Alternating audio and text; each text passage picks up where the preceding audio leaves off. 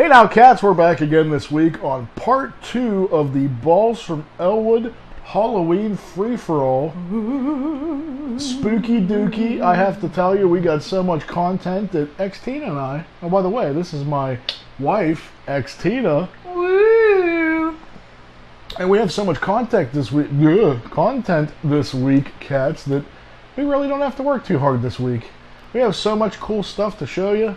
So much Halloween stuff, it's going to make your bones fall out. So, I'm just going to get right to it. I have a couple things I want to get to. X-Tina has some really good depravity we're going to get to.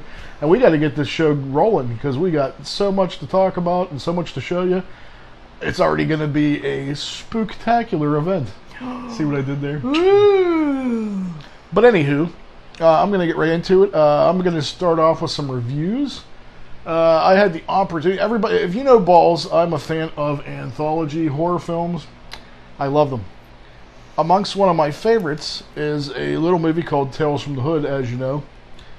I was super excited a few years ago when they made a sequel, and that was a big mistake.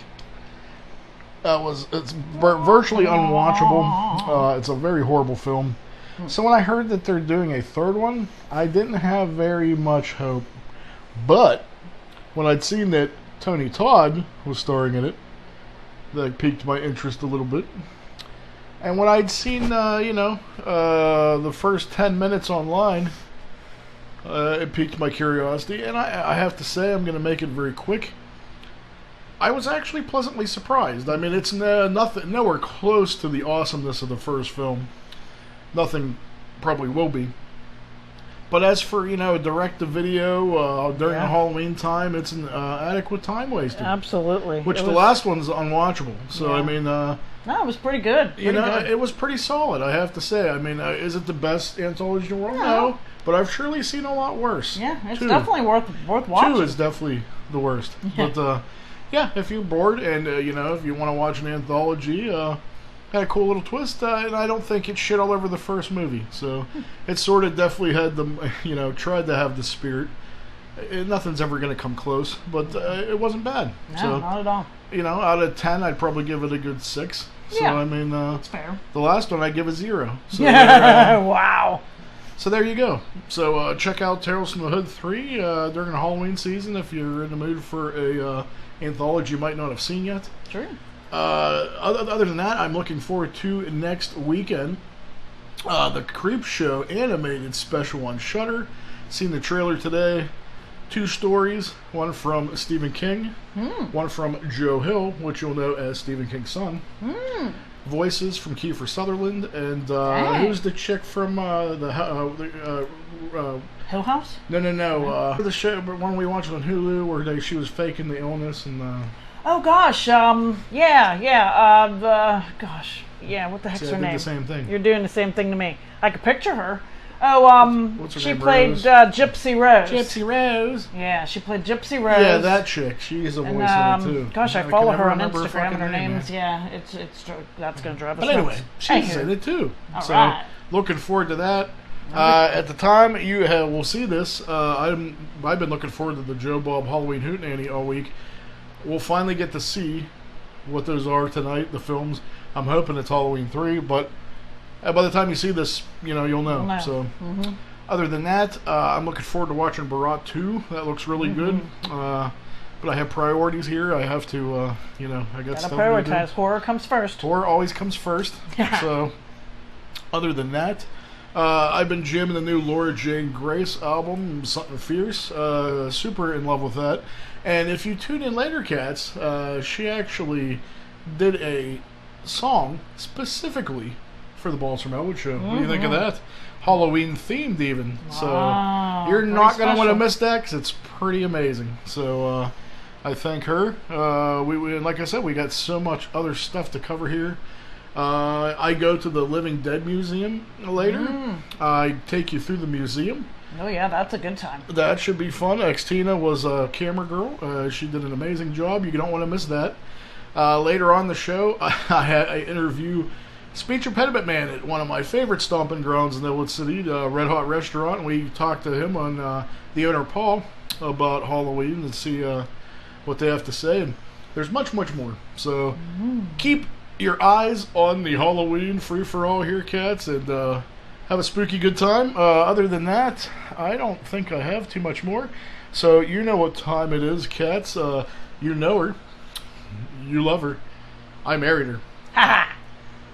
Speaking, should we even talk about that? Yeah, sure. Why the heck not? I mean, before we get to that, I mean, I'll throw some quick picks up, but I mean, we do don't have feel very like, many yet, you know, it's a little early yet when we get more, but I mean, I think as horror fans, you guys might actually super enjoy the fact that we got married in Evans City Cemetery, which, as you know, is the iconic location where the film George Romero's Night of the Living Dead was filmed. So, everybody thinks it's pretty cool. It went perfect, I think, you know? And other than that, cats, I'll throw up a couple pictures. The great Doc Ivan did one where he actually superimposed characters from the film with us. And Xtina's channeling her best Barbara, and I'm a zombie, so I'll put that up for you to check out. But other than that, we have an all-new Depravity Corner, and we got so much content. We're going to get right to it, so you know her. You love her. I married her in Evans City Cemetery, cats. Let's go to Xtina and the Depravity Corner, and let's get the show rolling. All right. Well, in an effort to keep it Halloween themed, I found some interesting stories regarding crimes that have been committed while folks were in costume. Ooh. Interesting, huh? That is interesting. So this is courtesy of Listverse. I've never heard of this site, but it comes very interesting to me. There's several stories. I'll go through a couple of them for you because there's some are better than others. This one's a real gem here. In July of 2019, in Westminster, California, we were treated to a strange sight. A black BMW was heading north along 405 freeway. Everybody knows the 405 freeway. How do we know that, Balls? I don't know. The infamous O.J. Simpson car chase. Oh, was that it? Mm-hmm. I see O.J. He looking scared. Yeah, well, O.J.'d have been looking scared too if he's seen these clowns in this BMW. It's a car full of clowns, people. Car full of clowns. Are they insane clowns? Well, you know, I would guess so, because this is a little kooky. Whoop, whoop. Yeah, on the roof of the car, hanging out of the sunroof, was a chainsaw-wielding clown with a green wig. Was it real? Oh yeah, it was a real person. Was it a real chainsaw? No, it wasn't a real chainsaw. They found that out later. So of course they... If you're just driving along, you see that. I know, you shit your pants, right? And apparently there was several clowns in this car, and they're going 2 to 3 miles per hour on the highway. And now, the police catch up to them, and suddenly, wow, they have an accelerator. Now we're going 70.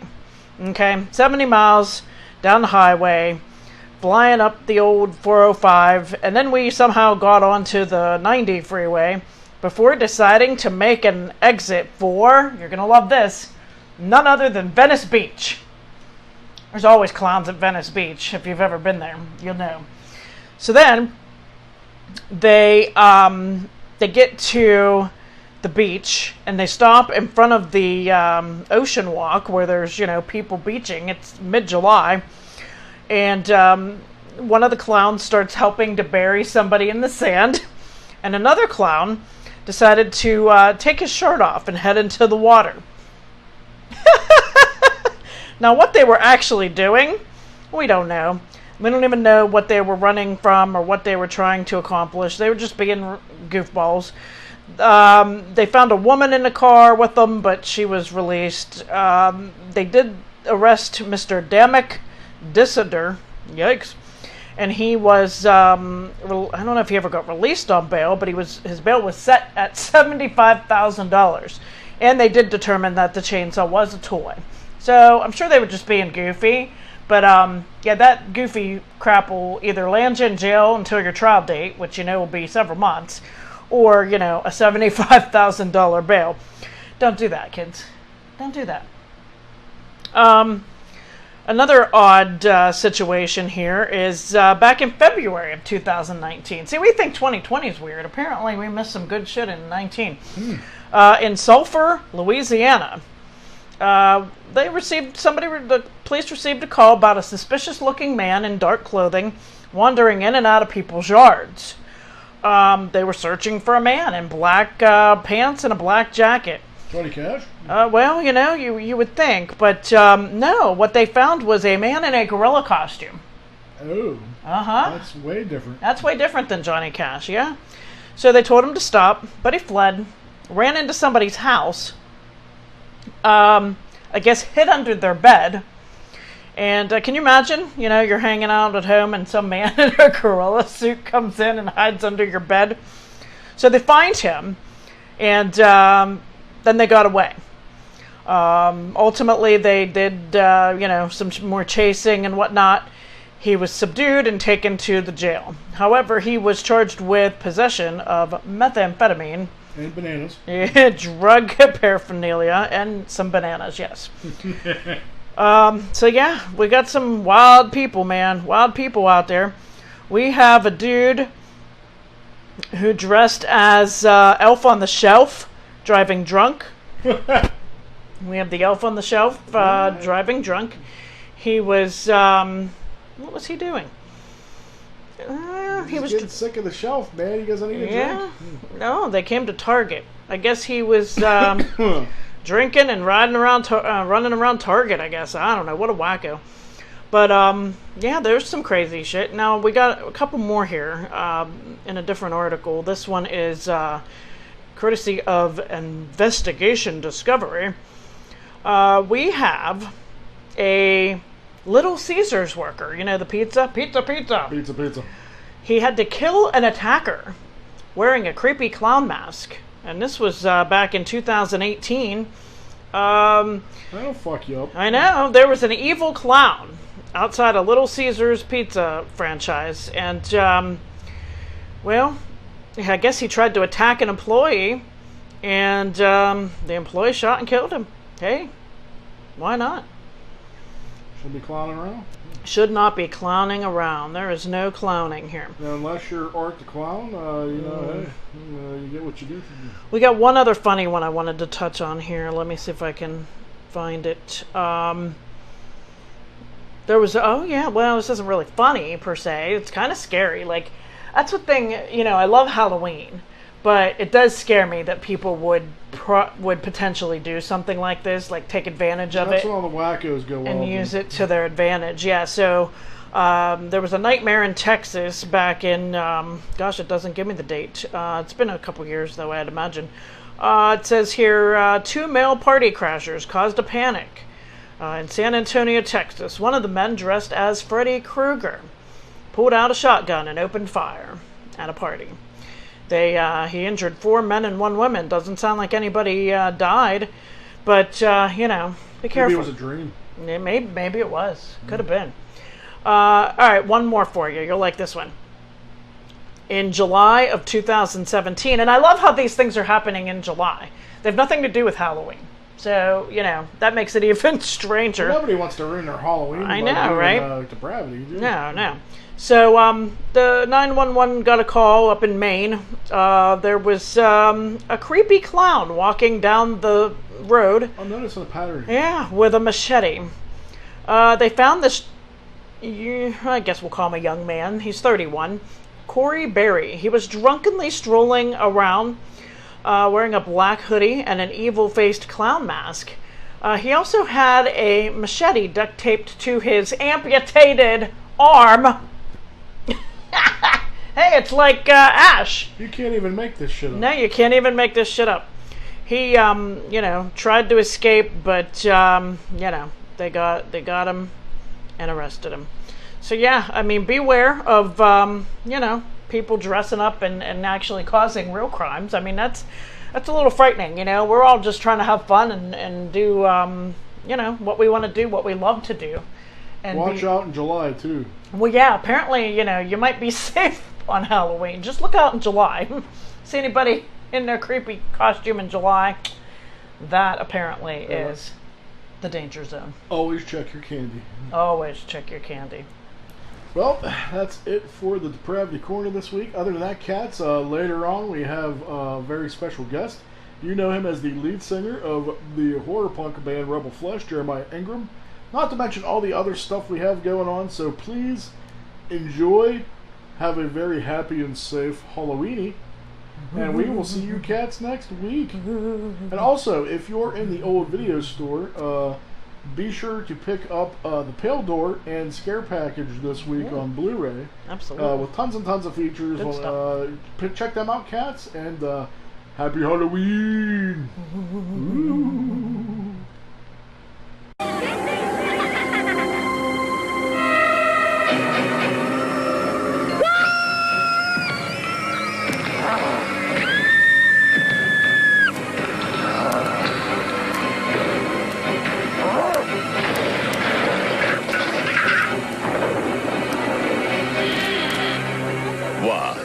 No dip?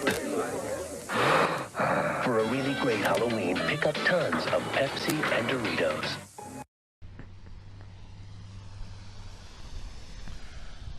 This is Balls from Ellwood, and I am outside of the world-famous Red Hot restaurant in Ellwood City, Pennsylvania.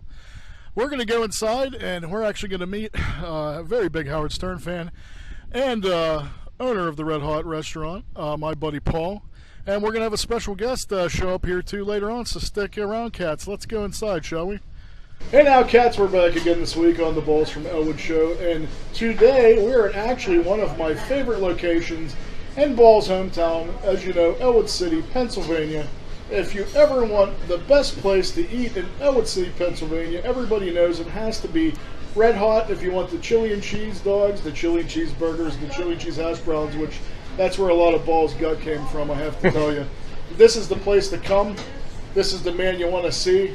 This is Paul. How you doing, Paul? Hey, Balls. How's it going? It is going very well, sir. I actually wanted to encourage my audience to come and support this very worthwhile establishment. I've been coming here since I was swimming in my dad's ball sack so far. But I wanted to say, you guys got to come down and check this out. And today is a very special Halloween theme episode.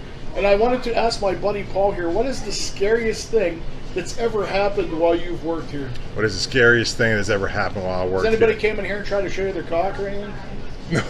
No. We did have a streaker in here once. Are you serious? Yeah, back at the old Red Hot when we had that horseshoe counter, a guy came in with a naked paper bag on his head. How do you deal with something that scary? Oh, I just laughed at it. Oh, really? Oh, wow. So it would be like if I showed you my penis. Yeah, or vice versa. Now, can you tell me, can you reflect back, what's your favorite memories of Halloween, and what was your favorite costume growing up? My favorite costume growing up is I went as a zombie from George Romero's Night of the Living Dead. Well, that makes sense around this area, as anybody knows. I did go, and my favorite memory is just hanging out in Ellwood, man, going to neighborhood and just filling up my sack with candy. It was the best. I like actually getting my sack relieved, but I mean, that's nice too. Yeah. But, can you name any other crazy, scary things that's happened while you're working at a restaurant? Let's see. Well, I did work in a Waffle House in Charlotte, North Carolina. I didn't witness the double shooting that turned into a murder there. Okay, that might be a little scary. Yeah, it was pretty awful. I wanted to ask you the volume. Like, I've always been curious growing up, and we always talk about it. Yeah. Like you've grown. What is the volume of food that you go through here in a day? We How average many hot dogs? We average about 3,000 to 4,000 hot dogs a week, and probably yeah. And then potatoes, we probably do 650 to 700 pounds every 5 days.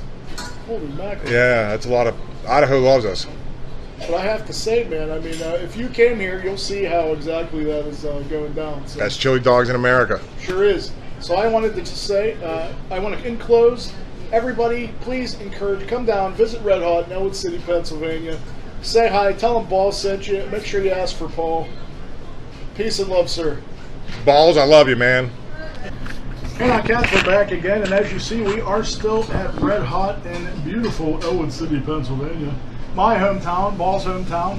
With me, I have a very spooky special guest this week. The man, the myth, the legend. You know him, we love him, Speech Impediment Man.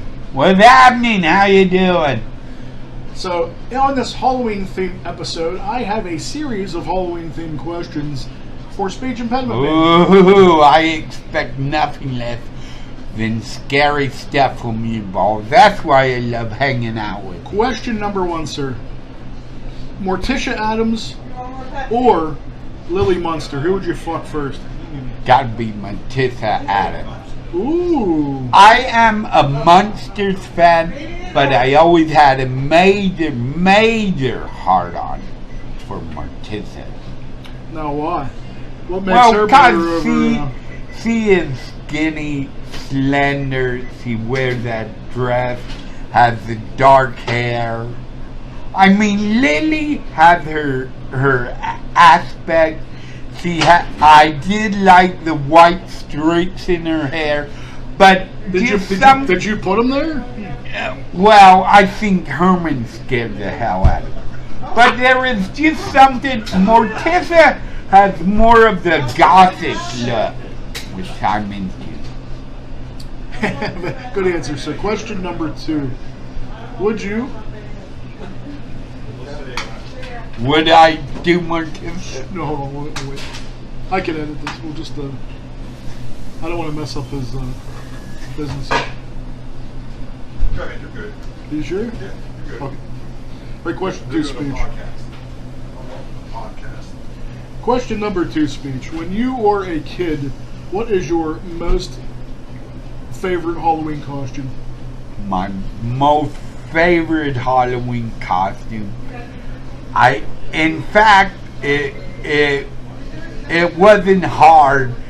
Me and my friend, one Halloween, we had no costume, so we went as hobo zombie, which basically means we found baseball caps and tore them up and stuff, and we got the ashes that were in the fireplace, rubbed them all over our face, put on a ripped jeans and stuff, and just went out trick-or-treating.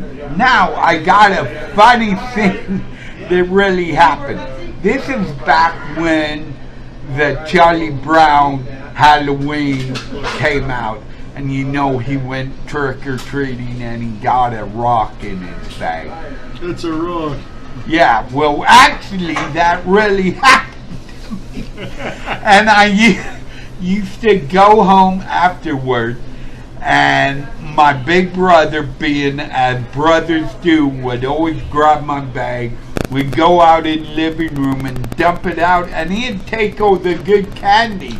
But he found a rock in there. He goes, "Someone gave you a rock." He thought that was funny. That is funny, man. What age did you stop trick-or-treating? I trick-or-treated up to 16. See, I got you beat. I trick-or-treated when I was 17. And the only reason I stopped was I had a lady, and she looked at both of us and my friend and was like, "I'm not giving you any candy. You have a fucking beard." So that was the end of my trick-or-treat career, for sure.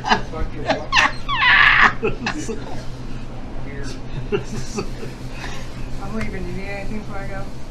You good? No, but it was a pleasure meeting you. It's a pleasure meeting you. Thank you for the incredible service. Be good. You can't make no promises. I know, me neither. I gotta pee. I had to pee for 45 minutes. Now I can pee and there's someone in the bathroom. Oh, don't pee here. I hate it here.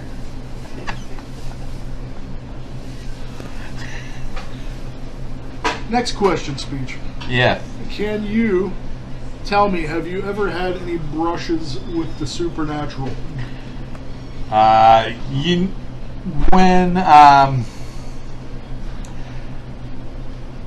Actually, cause the election is coming up, and we had, in fact, your wedding was this weekend. It was in the Cemetery Night of the Living Dead, which was a highlight for me to go to. Well, thank you, sir. We were glad you were able to attend.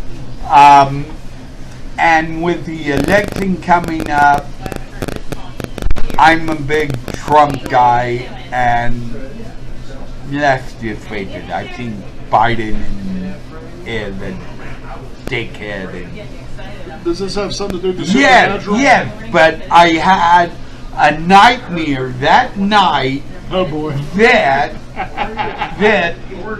Joe Biden won the election and Kamala Harris pushed Joe Biden off a cliff and killed him, and then Kamala Harris and Nancy had an all-out war to see who the president was and how they were going to get all the people under control if they were going to drug them, and it would be an all-out zombie apocalypse. Well, that sounds That is very scary. that's an interesting story. Speedy. But I remember also when I was young, my grandmother passed away, and I remember at her funeral in Wisconsin the night afterwards, I slept in her bed, and as a little kid, I thought I saw her ghost in the hallway saying that, "Why are you in my bed?" So she came back from Yes. the afterlife Yes. to scold you Yes. for being in your Yes. bed. And it scared that. That's out. pretty scary. Yeah. Well, that's all I have for you, man. I think you pretty much hit every base for me. So, thank you for being our guest on this very spooky segment of the Balls from Ellwood Show. Well, Balls, I just want to say congratulations on your wedding, and I thought it was very cool having it at the night of the Living Dead Cemetery.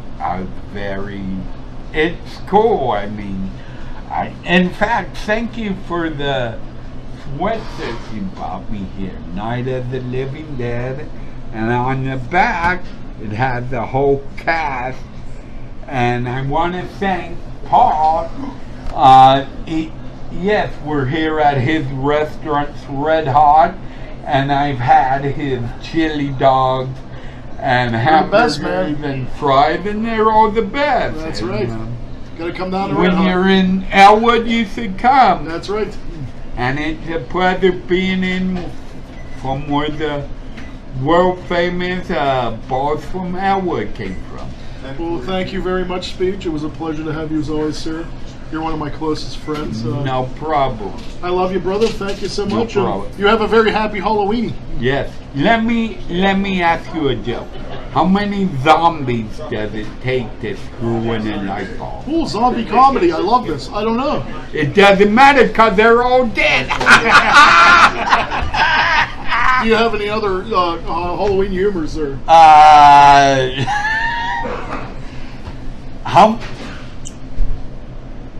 How many ghouls? No, I don't.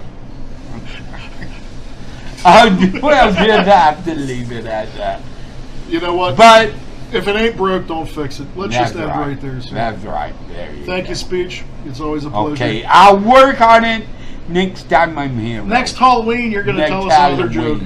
I'll tell you a joke. Peace and love, sir. Peace and love. Thank you. Peace and love. Hello, Laura Jane Grace here, coming to wish you a happy Halloween. And, okay, so favorite horror film. My favorite horror film is Sleepaway Camp 3. I can't really expand on why it's my favorite horror film, other than you just gotta see it. It's incredible. It's such a work of art. It's magnificent, and it is by far the best Sleepaway Camp movie. That being said, I'm going to play you a Halloween-themed song. Not a Halloween theme song, just a Halloween-themed song. And this is my favorite Halloween-themed, well, this is my favorite horror movie theme song. Alright? So, this is for you, Balls and Xtina.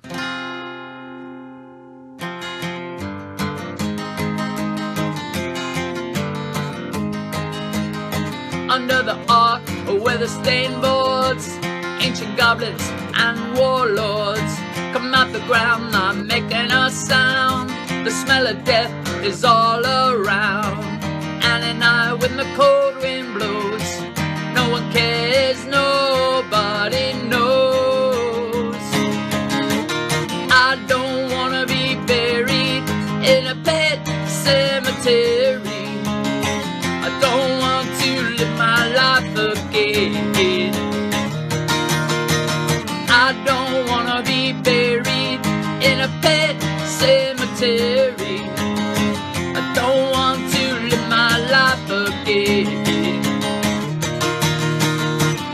Follow Victor to the sacred place. This ain't a dream, I can't escape. Molars and fangs, the clicking of bones, skeletons moaning among the tombstones. And at night when the moon is bright, someone cries, something ain't right. I don't wanna be buried in a pet cemetery. I don't want to live my life again. I don't wanna be buried in a pet cemetery.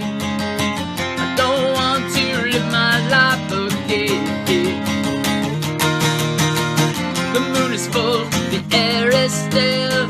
All of a sudden I feel a chill. Victor is grinning, flesh rotting away.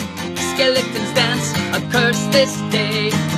And at night when the wolf cries out, listen close and you can hear me shout.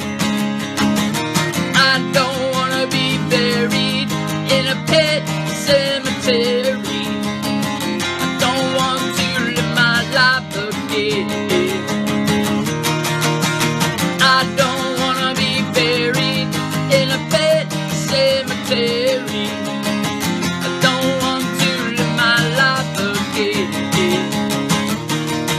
Oh no,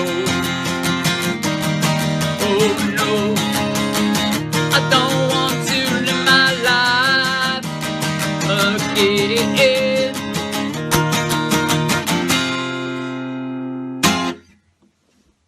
Hope that works, Balls and Xtina. Take care of yourselves, okay? Happy Halloween! Hey now, cats, we're back again this week, and with me, if anybody is a fan of the Balls from Ellwood show, everybody inquires about my incredibly fucking awesome theme song. And it's these guys. This is the lead singer, Jeremiah Ingram of Rebel Flesh. Anyone that knows Balls knows I love these guys, and I support these guys, and I recommend these guys every chance I get. So here he is, the man, the myth, the legend, Jeremiah Ingram, and I have a lot to talk to you about, sir. This is the super spooky Part 2 edition of the Balls from Ellwood Halloween free-for-all, and I could not have a Halloween show without Rebel Flesh, man, in some way, shape, or form, so I'm just going to get right to it, man. I was talking earlier, COVID's really fucked up a lot of live music and things, and I mean, how you guys have been surviving and coping during these fucking crazy times, man. Yeah, well, first, it's changed the world. It's done a lot of, it's taken a lot of lives, and it's a real thing, and it's scary. So kind of like it affecting us is minimal, but with the bars closed in Austin and Texas, stuff is slowly opening up. We're reluctant to get out and do the live thing right now because now cases are surging again. But what we did was we decided to just go acoustic and start rehearsing outside to keep our distance from each other, even keep each other safe and our family safe. And then we just started videoing it and started posting videos on Instagram and stuff. And it was really kind of cool because it, the stuff that we play is, like 3-chord, punk songs. It, ended up translating really well to like an acoustic format. And we got a lot of positive feedback. A lot of people were really digging it. And so I don't know how many videos we made, but we even wrote stuff specifically for that format. And it ended up, I think, making us a better band, just, kind of taking the tempo down, kind of rearranging some of the stuff. We learned a bunch of covers. We played like Tom Waits, Rolling Stones, just stuff that we like. And I don't know, it was actually a pretty cool opportunity for us, or an excuse for us to branch out from what we normally would be doing. It's true, man. I mean, what I love is like I'm a fan of all these songs, but then when I hear them acoustically, some of them take on a kind of a new life of their own, and it's really cool to hear. Like, I mean, they're so different, but the same. So like, I'm really super loving the acoustic thing. You actually have. I wanted to ask you. You had 3 new singles come out here, like in the past few months. Was these are all written during your time at home quarantine? Is that correct? Yeah. So the quarantine also kind of faced us with we had basically written a new album that we were going to release. We had started recording in Austin. We started recording 4 songs, and they turned out great. We just couldn't ever get up to do the final mix. And then the quarantine happened, the pandemic happened, and so I just started writing new stuff. And I started writing stuff like the stuff that came out for October. I just decided I'd record it myself. We didn't want to go to a studio. We didn't want to, risk, anybody getting sick. So we started recording our own stuff.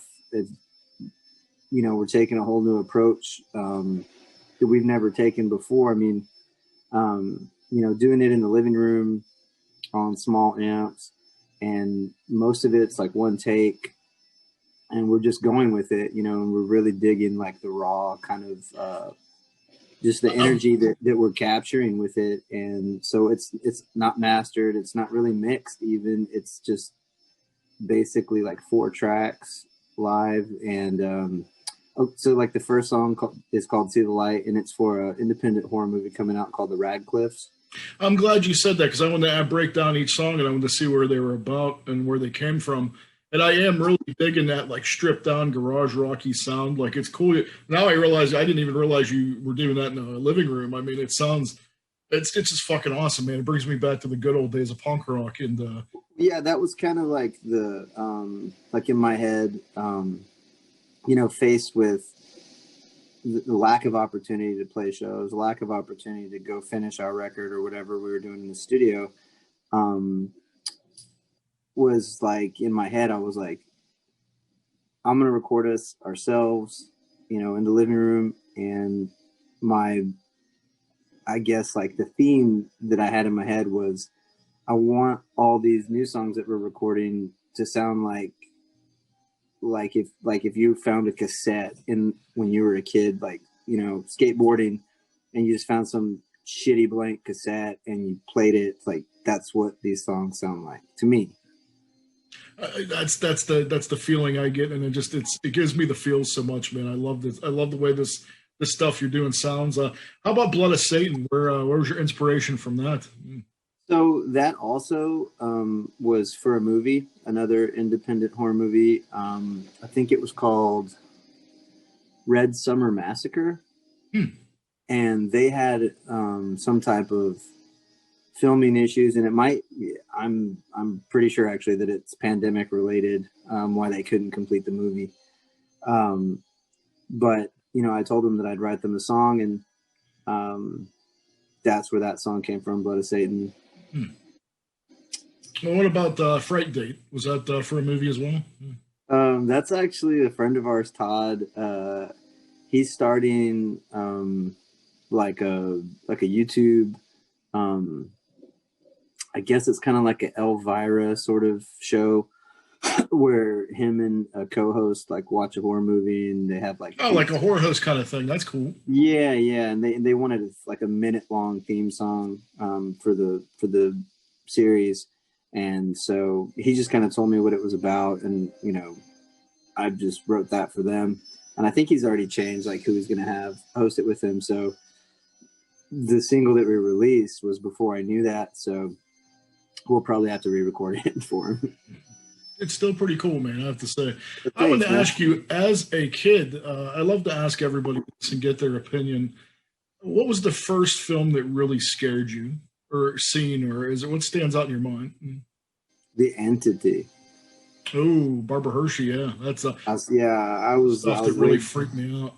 I was way too young to see that, and I probably was too, man. But like, my parents were super understanding, and like, I was allowed to watch a lot of this stuff like from a very, very early age. But I mean, they would still, if they would talk to me though, like they would educate me. They wouldn't just be like, "Hey, watch that, and you're gonna get fucked up." But, they would actually, because my parents were fans too. So actually, more so my mom. But yeah, I mean, that definitely could. I could definitely see that's a good answer for sure. Mine was actually I have to say, if I had to pick one thing that stood out in my mind, it was the clown and Poltergeist. It used to scare the shit out of me when I was a kid. And That's funny that you say that because I recently watched that with my daughter, and I was like, she's 7, and I think that movie's rated PG. it is. And I hadn't realized that, and so she'd been asking me if she could watch a horror movie, and I was like, okay, we're gonna watch Poltergeist. Don't get scared; it's gonna freak you out. She did. She thought it was funny. She thought the demon monster thing was cute. Like, it did not scare her at all. It's funny you say that, man. My stepdaughter at an early age, like, she was always bugging me to watch horror movies. And you try to find that one where it's like, hey, you want to show a kid like something cool, but you don't want it to be stupid either, like right. Think of like The Gate, that's always a good starter horror film. And it has cool monsters and shit. That's a really good movie, yeah. And like, or maybe like, was it Joe Dante's The Hole? That's a pretty good kid oriented. Yeah. It's still cool, but yeah.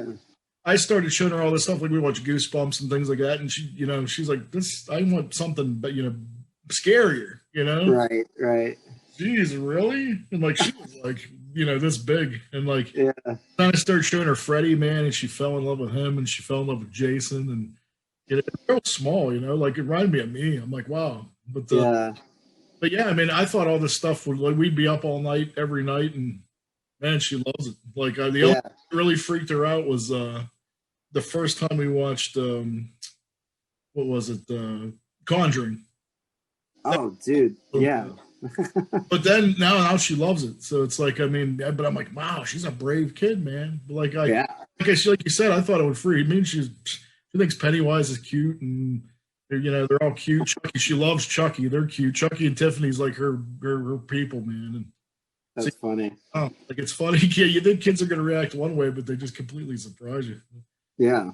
Was there any other films that like disturbed you at a young age? Is there anything that still sticks with you? Because like I, as a horror fan, like as a kid, like you love that feeling of being scared.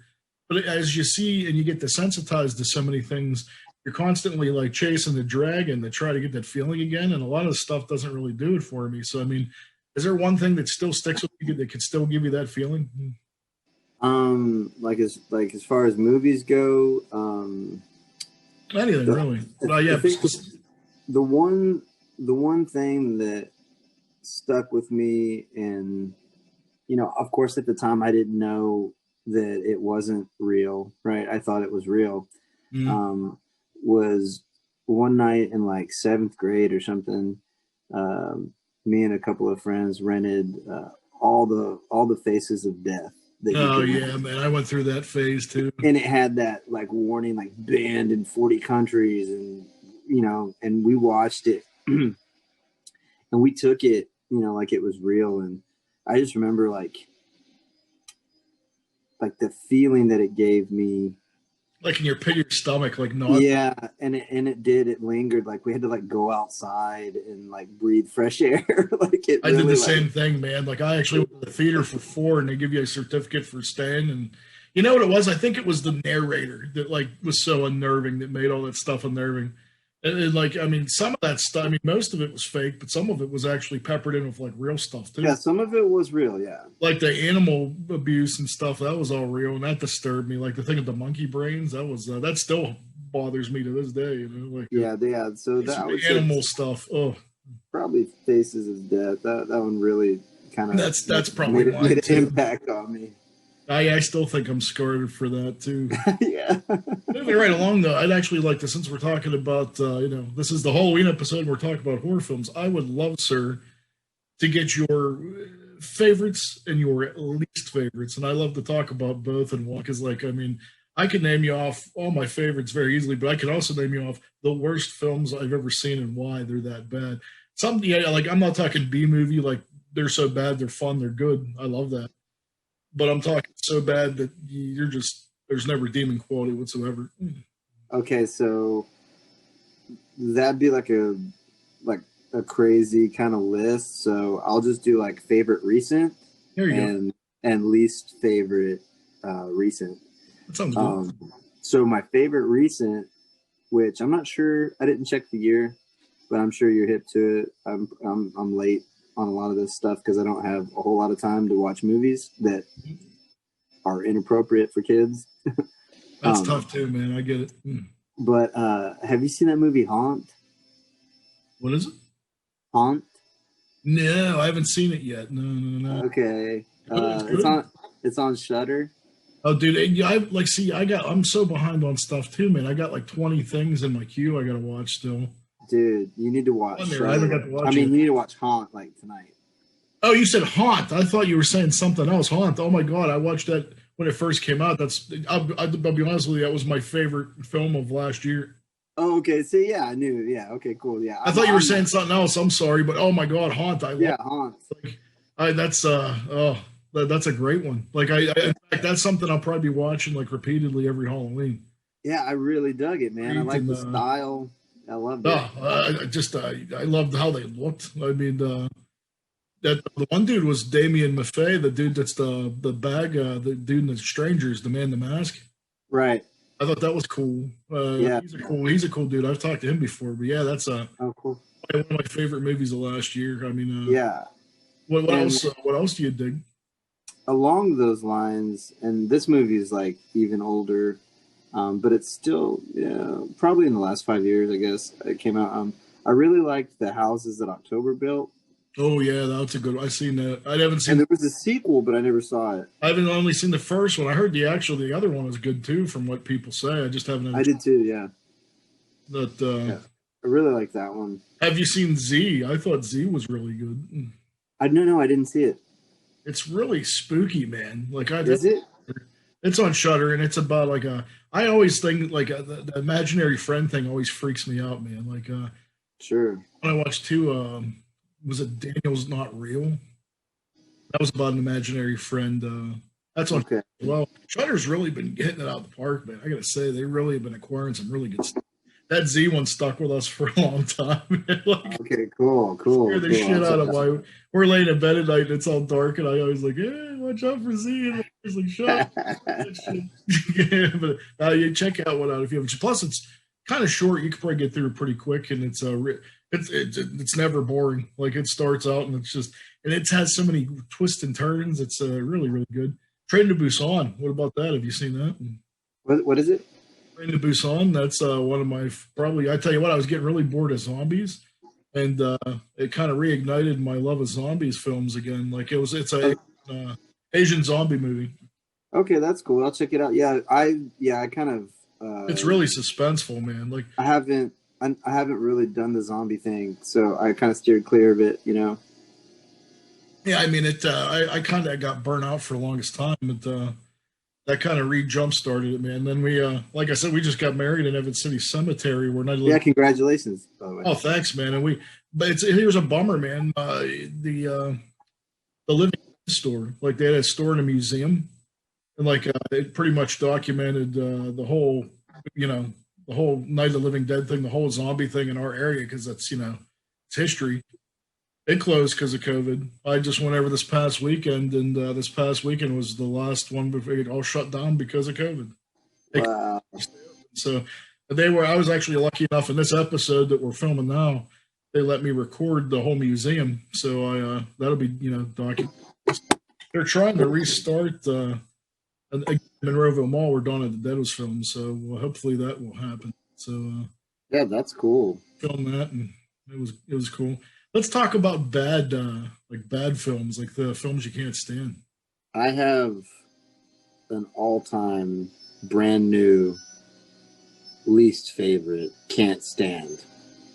Is this something that everybody loves that you don't understand? Like, because I have those too. No, you know what? I think everybody hates this one. Try me. Okay. Did you see Danzig's horror movie? That is the worst fucking film ever made. I mean, it's funny we're calling it the equivalent of The Room. I love The Room. Like, I really wanted to like movie. it. Like they're like it's the horror equivalent of The Room. I personally love The Room. It's so bad it entertains me on so many different levels. Like I can never not watch it. Like if we just like I watch the whole thing, it's so shitty. It makes me laugh so bad. That didn't do that for me. I didn't understand why they were speaking French the whole movie when nobody's French, and Le neck breaker. Yeah. That, like, I mean, here's the thing too. You have a whole array. Like, I've read the comics. Like, you have 70 plus comics to pull cool stories from, which most of them were really cool. And you picked the three shittiest fucking stories in the whole comic series. Right. Yeah. No, Like, it was terrible, man. I couldn't find anything to like about it other than telling my friends in my band how bad it was, them kind of not believing me, and then like putting it on and being like, yeah, see that? She has eyes on her nipples. Here's how you know you're in trouble. When the opening title sequence is better than the whole film, that's pretty bad. So, so Yeah. I was like, oh, And wow, the this is opening kind of title cool. sequence wasn't that good. That's what I'm saying. Like, that was the best of the whole. And I'm just like, there were so many times where I'm like, these are moments in my life that I'm never going to get back that I could be devoting to something much better than this. And but I'm like, devoted. I'm like, well, surely the next story's got to get better because I love anthologies. And you know, I've seen anthologies where there's a couple shitty stories, but eventually overall it's a good experience because there's other good stories. This was not the case whatsoever.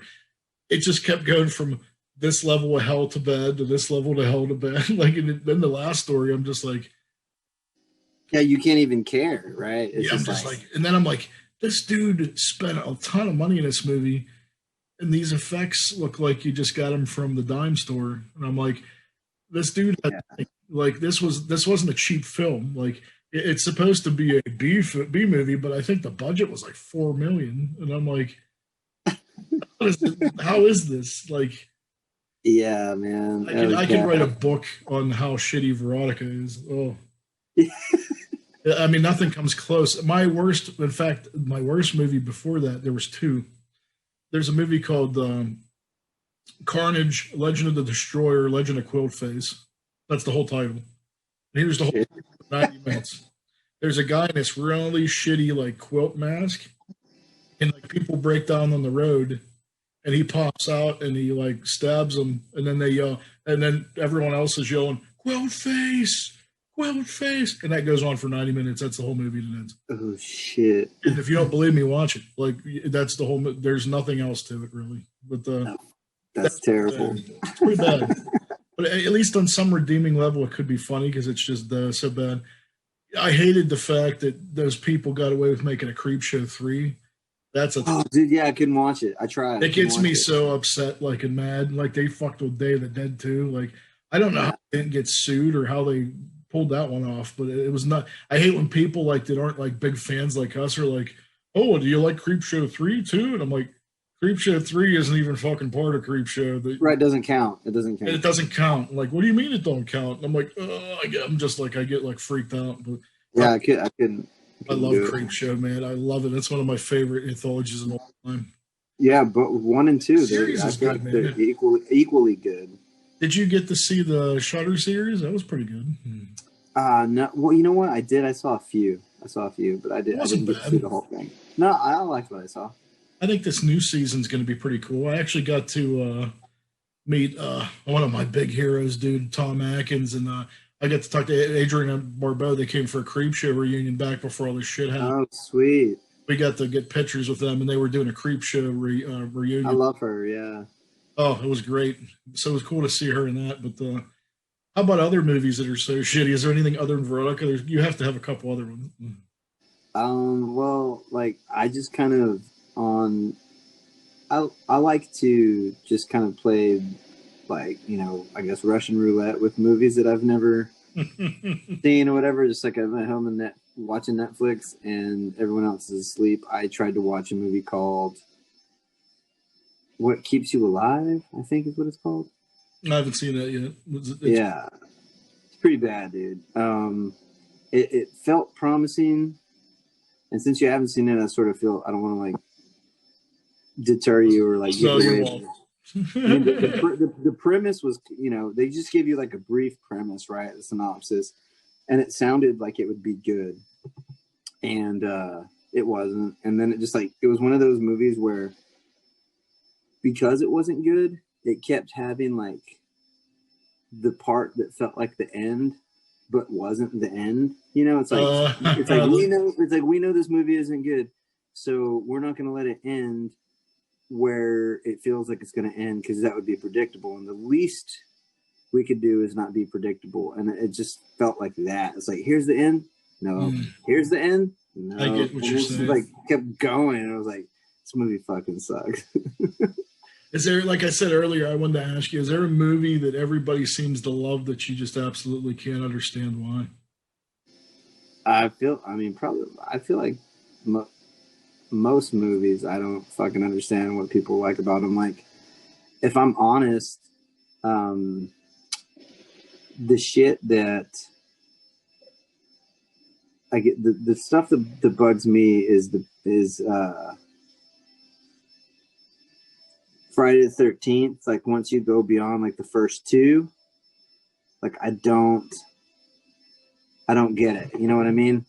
Like, aside from like the nostalgia, like I remember like theaters used to put up like a big Jason mask when I was a kid for like part 5 or part 6, and there's like a nostalgia quality to it. But beyond like the first two, they just don't fucking make sense to me.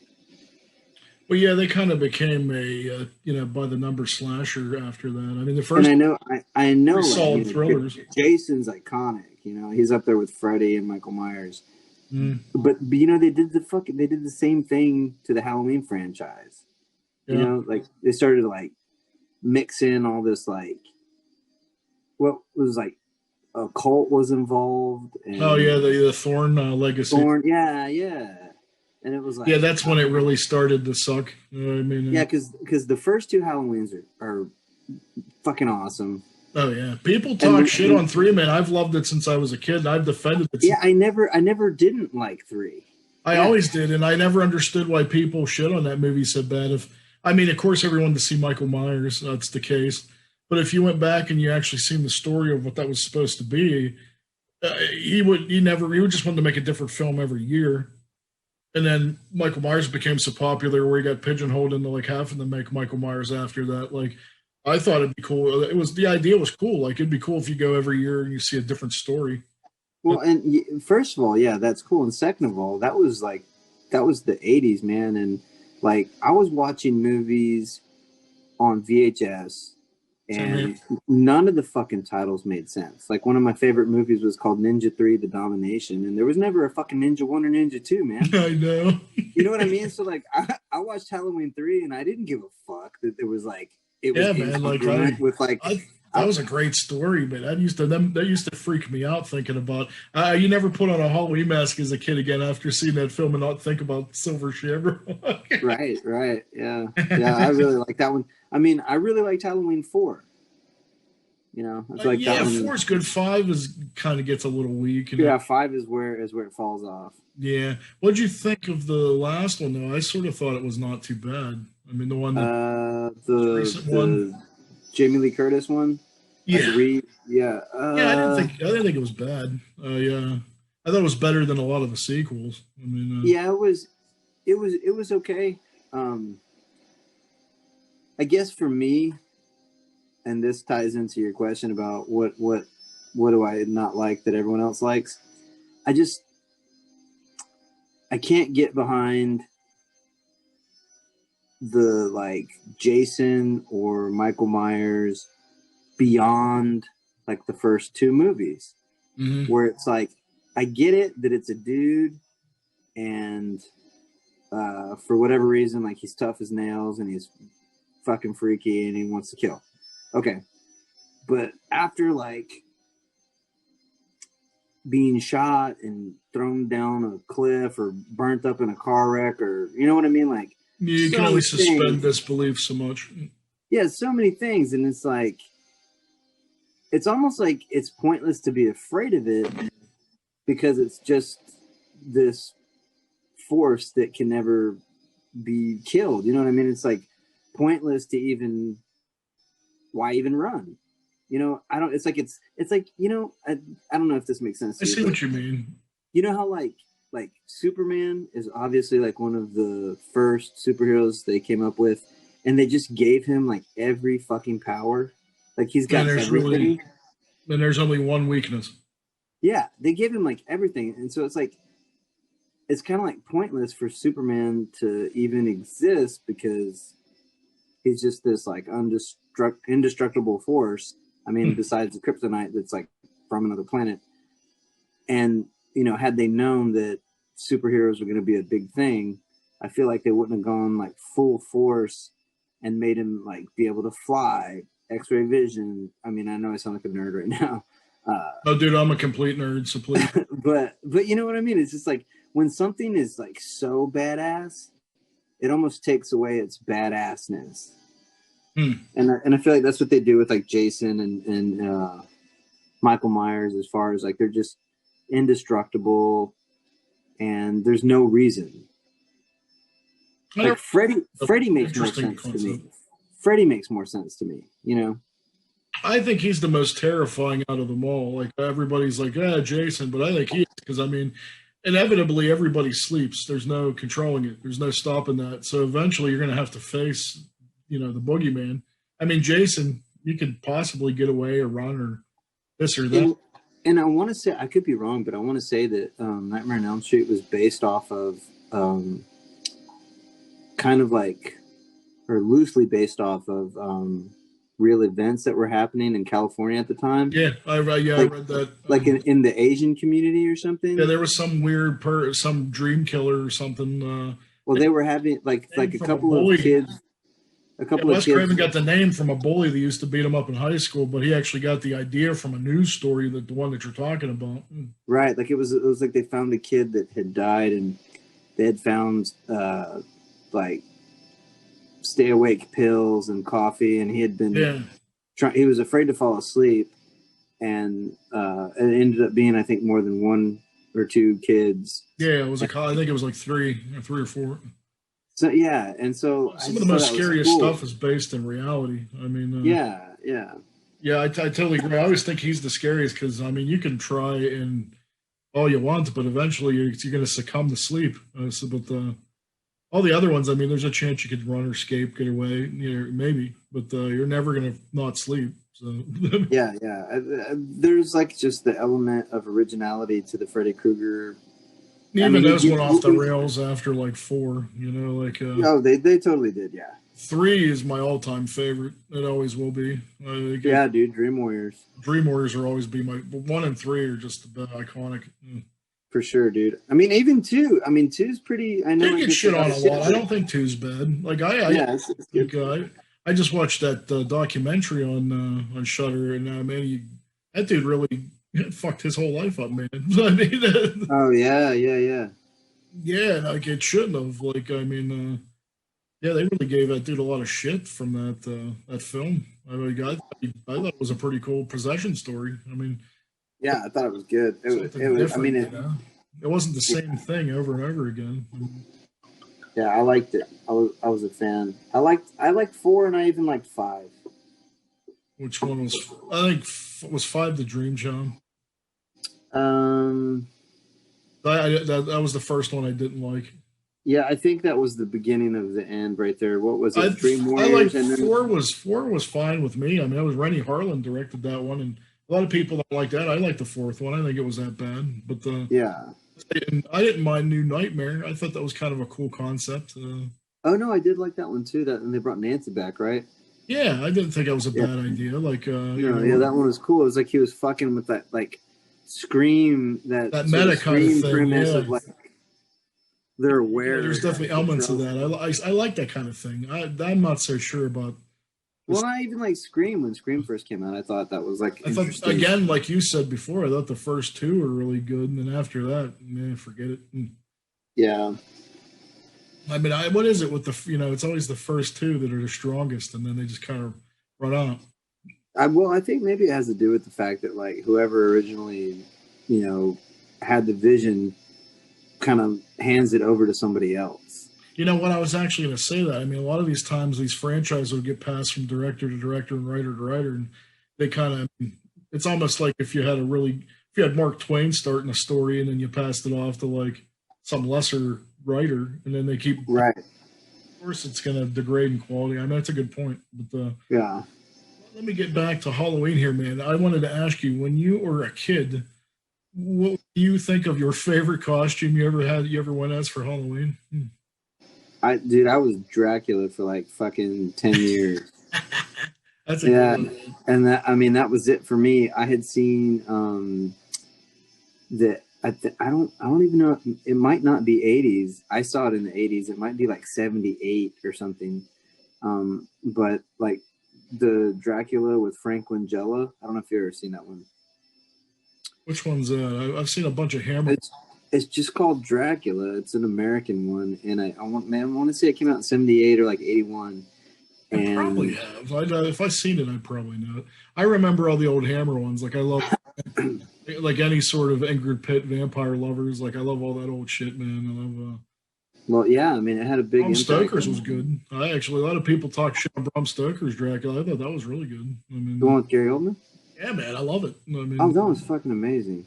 I always hear people cut on that. Like when it first came out, it flopped, and people like talk so much shit on that movie. That movie is fucking amazing. I mean, the weakest link in there is Keanu Reeves, but he's easily looked. Yeah, but I mean, you can look past that. Yeah, that's what I was gonna say. If you're gonna Gary Oldman's so fucking. Oh my good. gosh, he's amazing. Like if you can't get past Keanu in that movie, I mean, you're missing out because the creature effects are great and that everything's great. Everything. Like plus, Gary Oldman gives me chills. Yeah, no, yeah, I really liked it. I liked it when it came out, and I never stopped liking it. And it actually it holds a pretty special place in my heart, just because of like the age I was at. I was at the right age for it to make an impact on me. Like I said, I had grown up on like that early '80s Frank Langella Dracula. And it had a lot of the same, I mean, not nearly as stylized, but a lot of the same, I guess you would say like romantic, like kind of romanticized. Oh, yeah, there's always that element. Ideas of, Dracula and the undead and death and all these like gothic undertones, hallmarks, that really affected me. And I got into like the Universal movies and the Hammer movies, and so, and then I was like reading Anne Rice novels when I was in junior high. I love the first film, man. I think Interview with the Vampire is great. And so so when that Bram Stoker's came out, I was like primed for it, and I really liked it, and I've never stopped liking it. I love Fright Night. I'm a big Fright Night fan for sure. That's one of the best. I will even say the sequel is equally as cool. The sequel gets a lot of shit, and it's not. I mean, you can't even compare to the first one because you set the bar so high. I mean, I still enjoy two to an extent, but the first one is just. How many thousands of times I've seen that film, and it's just it's better every single time. I mean, that movie legitimately scared me when I was a kid. Same here. Like especially the end, whenever the final battle with him, and he's, oh yeah. I mean, it scared me that his friend got turned into a vampire. It scared me that the vampire lived next door. It scared me that like the vampire represented some type of authority because he was able to like befriend the mother. It was just like it was a fucking nightmare. Like holy shit, like you're just fucked. Yeah, man, I loved it. This vampire was like, what? What'd you think of 30 Days a Night, the first one? I think that's a pretty good modern vampire too. I like that. I like that one a lot. I think that's I was super impressed with that. But the second one, that was garbage. No, yeah, I like that one a lot. I think anytime you can take one of those sort of classic themes and set it in a remote location, or just a unique situation. Mm-hmm. Like what would happen if vampires lived in Alaska or whatever, you know what I mean? Like that was a pretty original concept at the time. It is great. Anytime you can do something like that, I think it makes for, at least if nothing else, like an interesting watch. Like what are they gonna do with it? What age did you stop trick-or-treating? Oh, dude. Probably.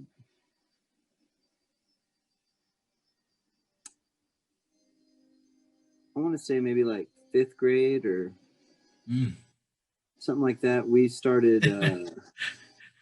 We went pretty hard. But I mean, I think I started getting it. You know, you start getting into other things. You start thinking about girls and rock and roll and shit like that. You know. I was such a loser. I held on till 17, man. Oh, dude, I should have. I'm telling you, here's what stopped it. I told this story earlier today to somebody. Me and my buddy decided we wanted one last hurrah, so we're gonna go out. And this lady, I opened I opened my bag to get candy, and she looks at me and she looks at me. She goes, "I'm not giving you fucking candy. You have a beard." And I was like, "That was the end of that, man." So. That's awesome, man. Well, I got a couple more. I'm sorry. Go ahead, sir.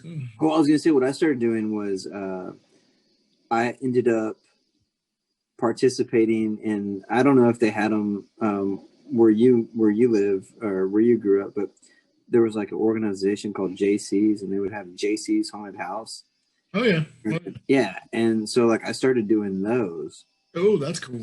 Yeah, and so you would like work and you know, build up the haunt and you know, do the makeup and be a character, and then it would be every weekend in October or whatever, and Halloween was the big night, so that kind of took the spot, you know, for trick or treating for me. But it was fun. I liked it.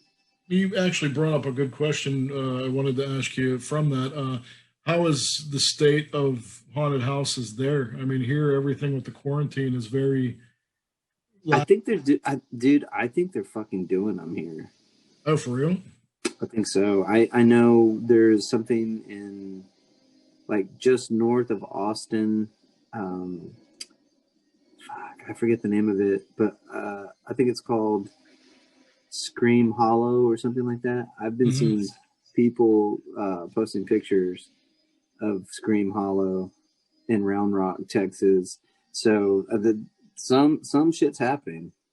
There's a real big one here called Scare House. After it's in Etna, close to Pittsburgh, and that's like the biggest one we have. And they completely all it is you walk through sets, and I think there's maybe 2 people allowed through the whole thing to kind of jump out at you. And people were upset, man, because it's super expensive. And it used to be the best thing in the world. They used to have this thing called the basement, and it was like it was like the ones you see on like the extreme haunt shows and stuff. Like yeah, about to touch you and grab you and pull you in places and do shit to you. And everybody's upset that you can't do any of that stuff now. So it's like, oh yeah, I bet. Like we used to go. I'm actually gonna the only one that's actually open that's and it's even scaled back is we usually go to one around here called Freddy's Haunted Trail, and it's outside and inside. And this year it's only outside, so I'm like, all right. And so, but yeah, around that's cool. It's been affected. Outside. I mean, at least to get to go to one. I mean, but it's been affected in this area for sure. Like it's not the same. So I just wondered if it was the same for you there. Yeah, no, I mean, I feel like some of them are opening, some of them aren't. Texas is just kind of like, do whatever you want. So, I don't know. Yeah, dude. I have to say, unfortunately, we're not supposed to be here, but everybody's kind of got the same attitude. So it kind of freaks me out, man. Like, I mean, how the fuck's this shit ever going to stop if nobody cooperates? So, I mean, yeah, I mean, I feel the same way. Like, I mean, that's probably scarier than any horror film. I mean, 2020 has been scarier than any film I've ever seen. So. we're living in one now. I got one more question for you, man. Do you have a scary story or a tale of the supernatural that happened to you when you were growing up? I do. I mean, I don't have one when I was growing up, but I have one that happened to me when I was an adult. Ooh, that's even better. So about 10 years ago, I had bought a house in a rural part of Texas, a town called Lockhart. And the house I bought was from, I want to say like 1929 or 26. It was very old. It had been redone. But most of it was original. It was a very small house in rural Texas. And I had a band at the time, and we would always rehearse on Sundays in the early evening, kind of late afternoon. And we were rehearsing one night, and it was kind of weird because it was about this time of year where it starts getting dark earlier. And so we didn't have any lights on in the house because we had started at like 4:30, and we were drinking beer and hanging out and playing music on the porch, and then going back into the bedroom. Like, it was a 3-bedroom, and one of the bedrooms was just for musical instruments and for us to rehearse. And so the sun had gone down on us when we were in that rehearsal room. And it's kind of hard to explain. It's almost like I have to explain the layout of the room, but I'll bypass that because it's boring.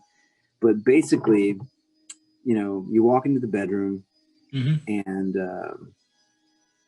I sort of stood in front of the door, and then the band was kind of around me with the drums in the corner.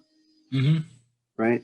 So everyone's facing me, and my back is to the door. So the door is like directly behind me. And we're playing a song. The whole house is dark, except for the room that we're in. And we're getting close to the end of whatever song we're playing. And like, all at once, everybody in the band, there was 1, 2, 3, 4. I think it was a 5-piece band. So there was 4 people. All at once, all of their faces just have this look of shock and surprise, saucer eyes, just like, and the way we used to rehearse was, no matter what happens, you don't fucking stop. You play to the end of the fucking song. So they all made this fucking crazy face, and we were close to the end of the song, but nobody fucking stopped, right?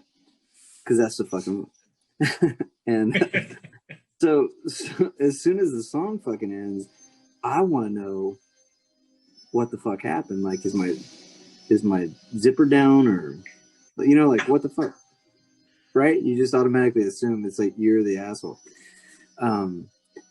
So as soon as the song stops, before I can even ask what the fuck, they all turn to each other and say, "Oh my God, did you see that?"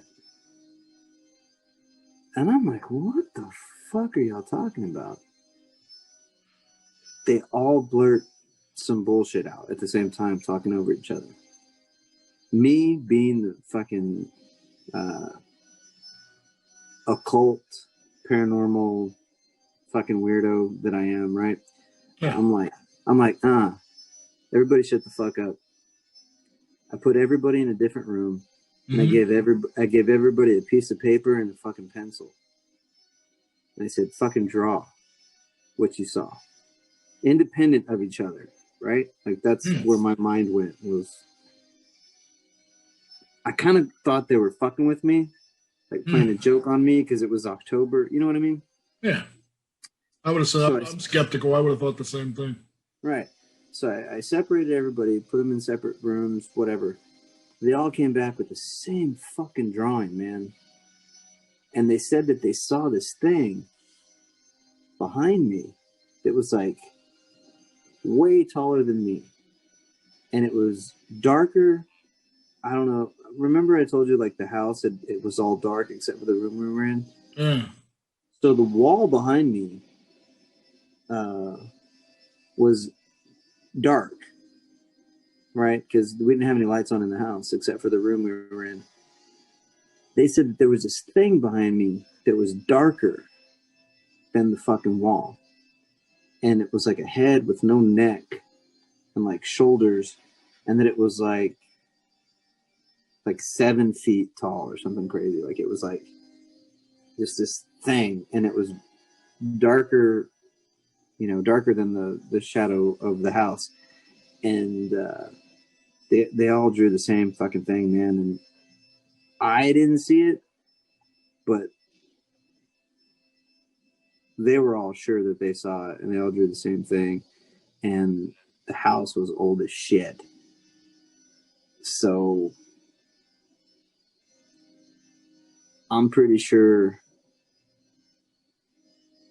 there was something. I don't know what it was, but I'm pretty sure there was something. I moved out shortly after that, not because of that, but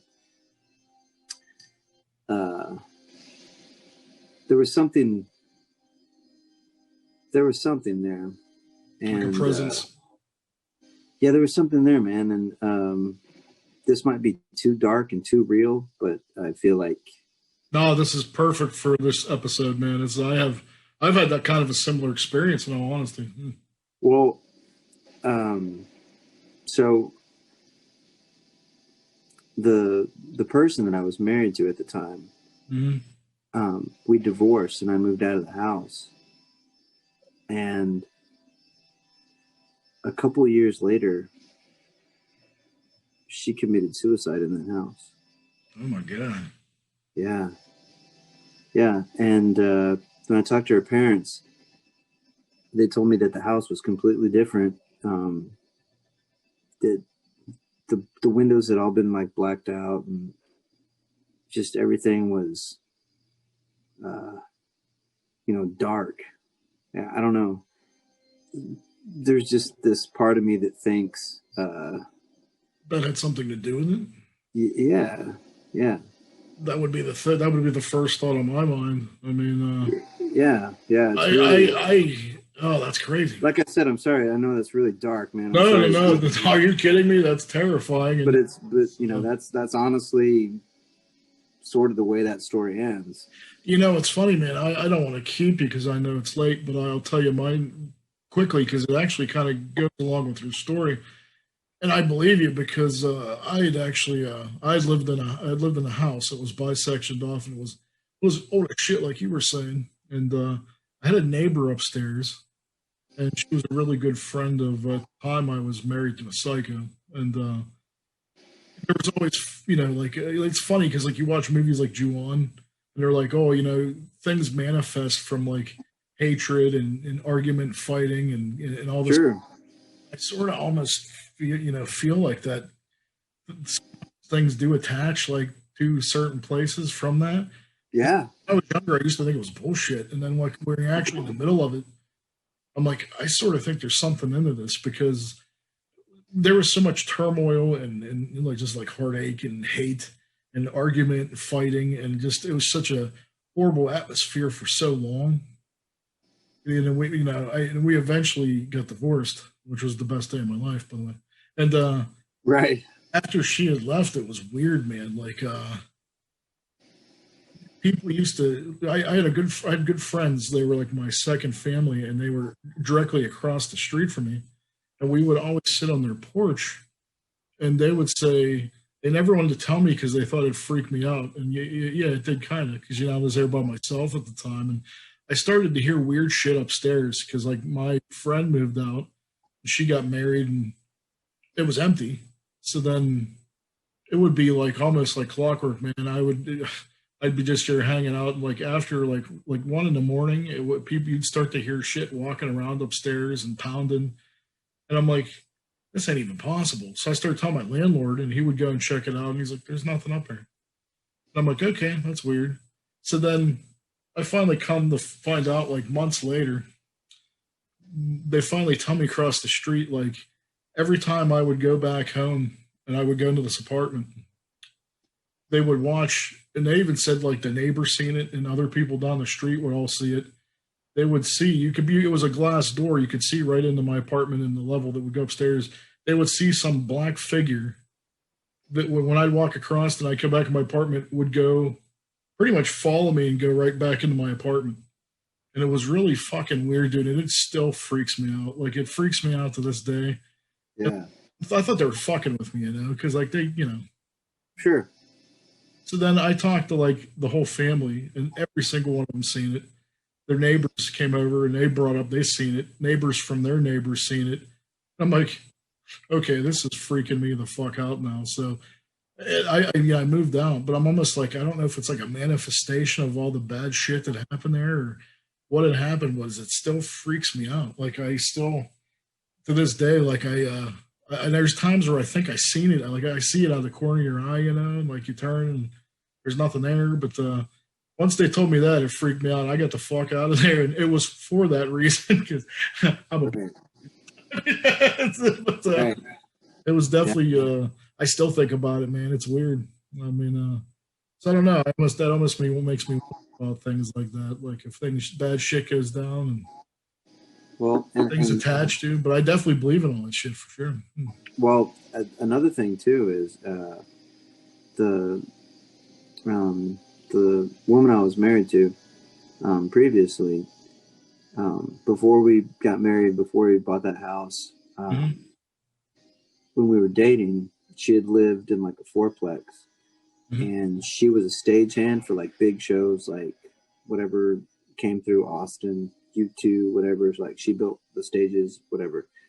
And so she would have weird hours, and she said that she lived in this fourplex, and it was like an old lady lived in one. One of them was vacant, and one of them was like a family of four. And so she was the only kind of like lone young person, right? Yeah. And she would get home at like 4 or 5 in the morning, and she said that she would get home tired as shit. She'd go to stick the key in the door, and she said she could hear a fucking party, like all the way down to like clinking glasses and like women laughing just on the other side of the door. And then she'd like open the door, and it's just dark and there's nothing in there, and there's no more noise. And she said she thought she was going crazy, like lack of sleep or something, right? And she was on the phone with one of her friends, and her friend actually told her, "Are you having a party?" And she was like, "Whoa, you hear all that?" And she was like, "Yeah. Are you having a party over there?" And she's like, "No, this shit's been happening where it sounds like there's a fucking party and there's nothing here." And she was like, "I'll show you." And she stayed on the phone, opened the bedroom door, went out into the living room, and it was dark and there was no more noise. She left that place in the middle of the night. When she got home one night, she heard the party noises. She opened the door real fast. Party noises stopped. She was tired of it. But she was also very physically tired. And so she went to go lay down in her bed. And when she laid down, she said she felt like the shoulder and arm of a person in the bed. Like when she laid, like if you were to lay down next to someone, she said it was just like that. Like she laid down next to somebody, but fucking nobody was there. She was like, sure as shit, like it was like somebody. And she left all her shit. She left her bed, her furniture, all her shit. She left that night, and she never fucking went back. Dude, I don't blame her one bit, man. So I don't know if she had like some sort of sensitivity to that type of thing. But yeah, she had seen more than one strange thing. I think the biggest problem I have with this is like, I've known several people that has had experiences, and I've personally myself, and people like to associate any sort of mental illness with it just because it scares the shit out of them. That's not the case at all. Like I know everybody I know is, I know them very well. I know they're very serious people and they're not fucking with me. And like everybody, they just, I think people like to do that just because it makes them feel better and it makes them less scared. But I hate when people. Well, it's a way to explain the unexplained, right? Yeah, but I mean, anybody that actually goes through that knows better. I mean, yeah. Well, I have to say, dude, you definitely you didn't disappoint for the balls from Ellwood Halloween special. You definitely brought it. So I thank you for that. But thanks for having me. Oh, dude, thank you so much. Before I let you go, though, we have to do some important stuff here. I actually want to. I want to tell the audience here, how do they get these awesome T-shirts, man? Holy shit! I think you just messaged the band on Facebook and we sent them. The eyes even glow in the dark. Ooh. They do. That was actually a surprise for us. We didn't know they were going to do that. Told you I'm a fan, dude. Nice. But yeah, if you want that cool T-shirt so you could be cool like balls, you have to go on Rebel Flesh's Facebook page or Instagram page or any place where you're at, right? And just hit the band. Right. And it's going to be the best money you spend because these are fucking awesome, I have to tell you. Thanks, man. Yeah, the eyes glow in the dark. What else can we look forward to in the future here? Like, how do we keep in touch with the band, I think is what I'm trying to say. Just through the Facebook and Instagram. We have one more single coming out in October. Can I tell them the good news? Yeah, sure. That single I'm actually going to be premiering on this very episode at the very end of the show, so don't miss it. I can't wait to premiere it. Can you tell the audience a little bit about it? Yeah, the song is called VHS RIP. Kind of wrote it for a friend of ours who runs a magazine called Gore Noir. He's dipping his toe into the independent horror movie scene, and we kind of wrote it for him. That's about all I'll say. Now, are you going to continue to release things periodically, or is there actually going to be all these going to eventually be an album at some point? Yeah, I've got 10 singles I'm releasing through November, and then start of the new year, I'll probably compile all of them with 2 new songs and do a full length. Yep. I can't wait, man. I've been looking at this. Has actually been getting me through these crazy times, man. I fucking love it, man. I can't thank you enough, Jeremiah. I've always loved you guys. Thank you for being a guest, and thank you for thanks for having us, man. Thanks for spooking me the fuck out tonight, man. This is I'm the same here, man. Your story was great. Thank you, sir, from the bottom of my heart.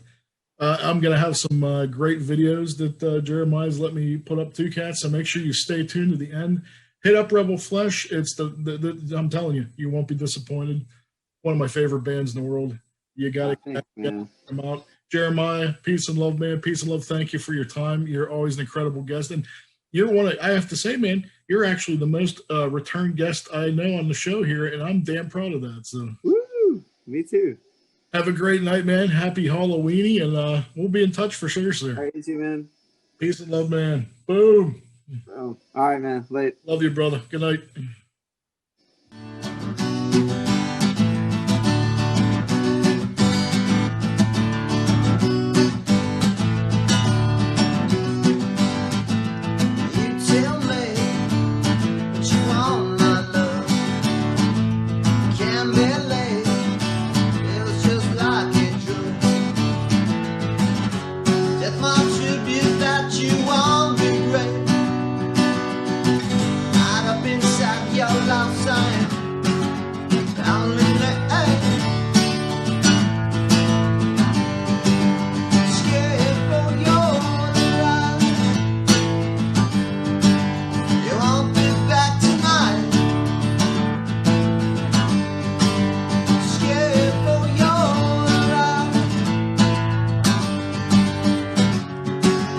Like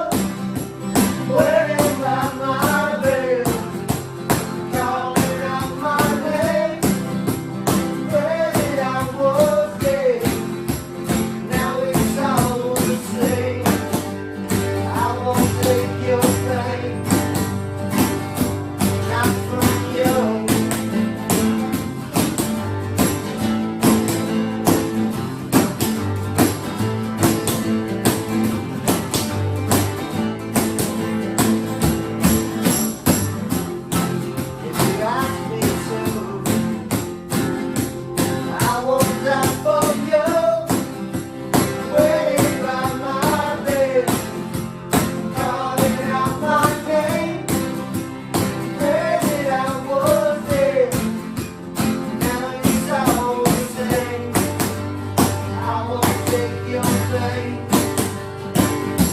Not from you.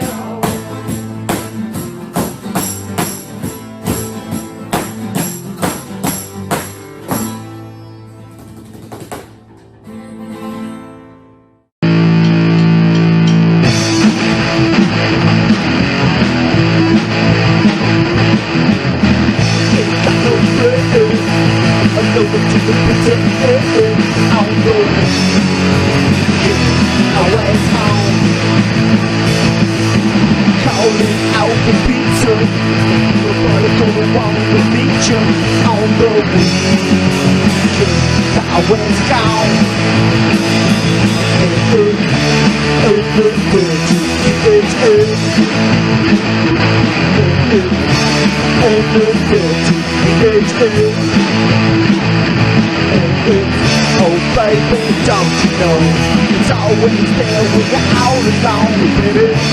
In this pretty picture,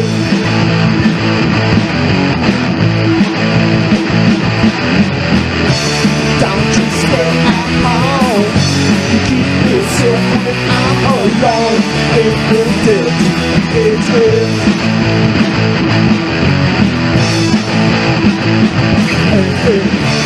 And the dirty pieces. And the dirty pieces. And oh baby, don't you know it's always there when you're out alone, baby. In the dirty pieces.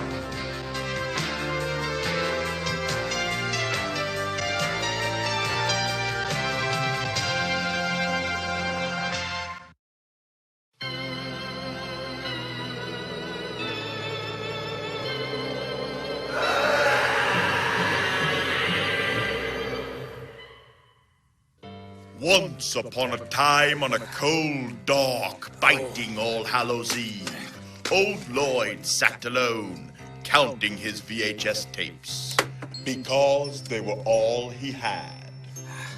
He had no Google Circles, no Hangouts, no YouTube, and he smelled bad. Oh, Jesus, Jehovah Witnesses, God damn it! Trick or treat! What the? Trick or treat! You're not even children, and you ain't no Tiny Tim, that's for sure. You got a fake crutch there. That's right. I'm Little Kim. And I'm Kim Jong-un. Due to Article 4A of the New York State Child Labor Law of 2008, Trauma can't afford to have any real children in this video. What's a trauma? I've never heard of a trauma before. Can I hit it? Does candy come out of it? I don't know if anything. I've never heard of trauma. Shut up! Shut up, please! Trauma is a 40-year-old independent movie studio. We've made movies like The Toxic Avenger, Class of Newcomb High. In fact, the South Park guys started with Trauma, James Gunn, Samuel L. Are you listening to me? Are you paying attention? I've never seen a trauma online. Well, Trauma's not online. We're not online. Well, then how do you watch your movies, Uncle Lloydle? We go to a movie theater, we buy a ticket. Any jerk who wastes his time on the internet should be dumped in a vat of chemical toxic waste, and then he should have his head crushed. Go away, go away. Pumpkin bug, pumpkin bug.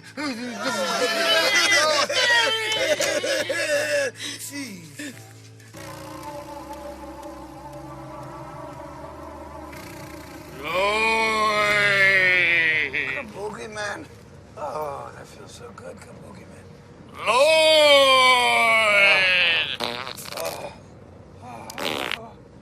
Hey, Lloyd! Wake up, Lloyd! Marley Hurst? You're my old partner. You've been dead 7 years. You look terrible. You look like a bad lobster in a dark cellar. It's a good Dickens reference with the lobster. Not many people would get that. Listen, I'm here to tell you, you gotta get online. You gotta get digital. You gotta get some followers, Lloyd. Get a Facebook account, Google Plus. Any of these words ringing a bell to you? Prodigy, AOL, fax machine, car phone. Do you know these? Lloyd, you will be irrelevant. You will be forgotten. Just like me. Marley Hers, Lloyd. I'm so in pain. You will be visited by 3 Toxie ghosts tonight. Toxie past, Toxie present, and Toxie future. You gotta pay attention when they speak to you. I know you. You're gonna run off and you're gonna try to take a pee-pee, but it ain't gonna work. And then you're gonna go make some movie that loses a bunch of money, and we're all gonna be screwed again. Ah, crap. Lloyd, you're going to be damned like me. Marley Hers.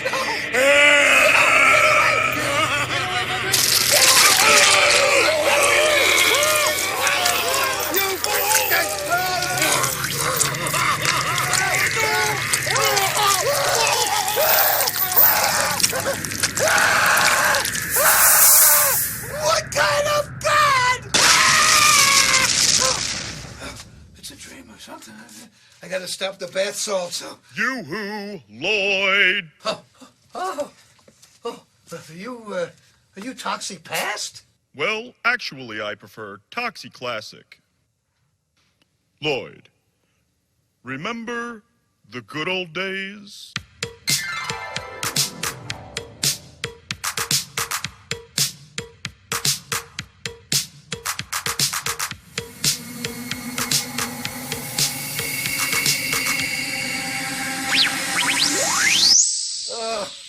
I gotta get some sleep. I gotta get a little drinko. I am Toxie present, Lloyd. You have no friends, Lloyd. And worst of all, you don't even have a YouTube account. Listen to what your friends are saying.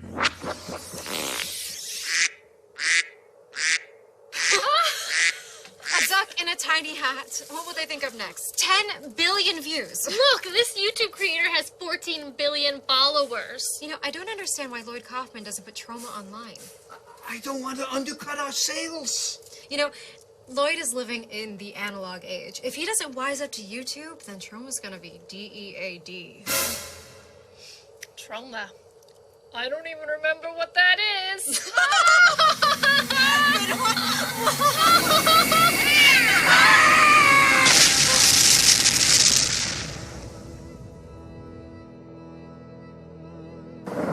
Who are you? I am your creation. I am Toxie of the future. You look terrible, Toxie. What happened? I am addicted to processed flour. Behold, look upon your future and despair. Oh no! Oh, that's awful. That's terrible. It's all my fault. What's happening? Is this all because I didn't go online? Is this because we don't have a YouTube account? And worst of all, it's not even an HD. It's an SD. Oh my God! Oh, no. Oh, that green stuff, is that Ebola? Oh no, it's Ebola. This is Ebola chicken noodle soup. Too soon. No, this is terrible. Oh no! Oh no! Please, God, save me! Lord, save me! Oh, convert to any religion you want, God! Oh, please make it stop! I've ruined the world! I want YouTube! YouTube, God of YouTube, save it!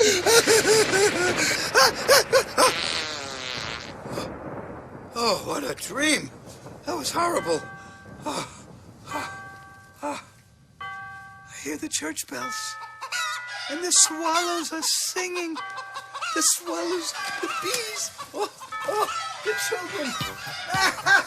Happy Halloween! Happy Halloween! Children, trick or treat, children. I love you, children. Hey, children, goodbye, booze. Goodbye, booze, and hello, broccoli. Children, take my car keys. Take my car keys, children, and go get me a YouTube channel. And while you're at it, buy us the biggest Halloween YouTube goose you can find. Dinner for everyone!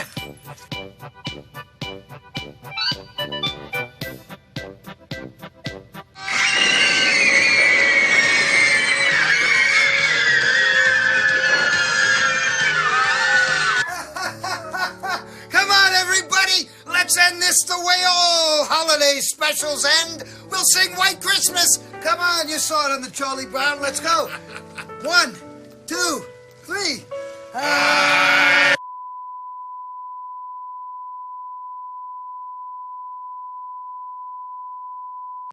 Hey now, cats, I'm back again this week. This is Balls. This is the Balls from Ellwood show. I'm actually at the very last day of the Living Dead store here in Evans City, Pennsylvania.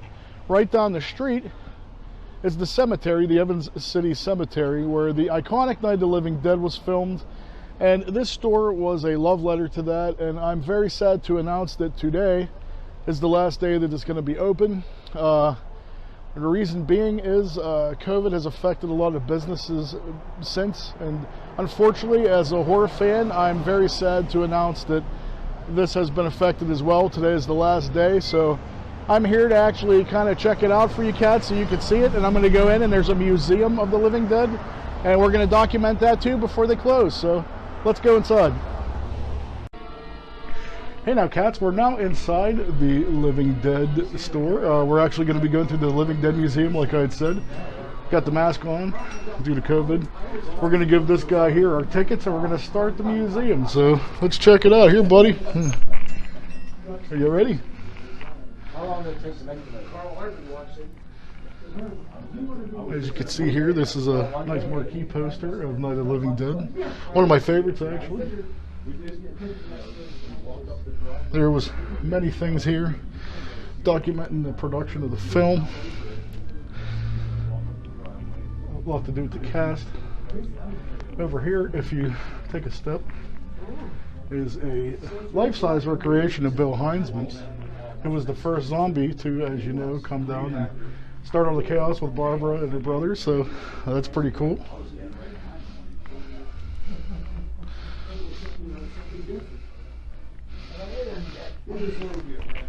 A lot of people don't know this was the film. Night of the Living Dead went through a lot of title changes before it actually was Night of the Living Dead. This is a nice document of that. Production time, they were going to call it Monster Flick at first, then Night of the Flesh Eaters, Night of the Anubis, and then final title it actually resulted up as Night of the Living Dead. So a lot of people don't know that. This all documents the props and special effects of the Living Dead. This talks about making the movie in Evans City, where Xtina and I just had our wedding yesterday up at the Evans City Cemetery, so very cool.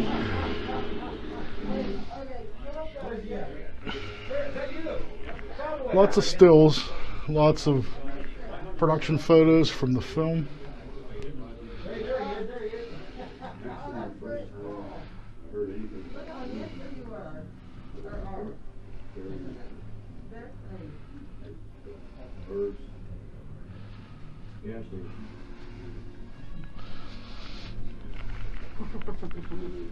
This over here, we have a Plan 9 from outer space. I do believe that's Tor Johnson, if I'm not mistaken.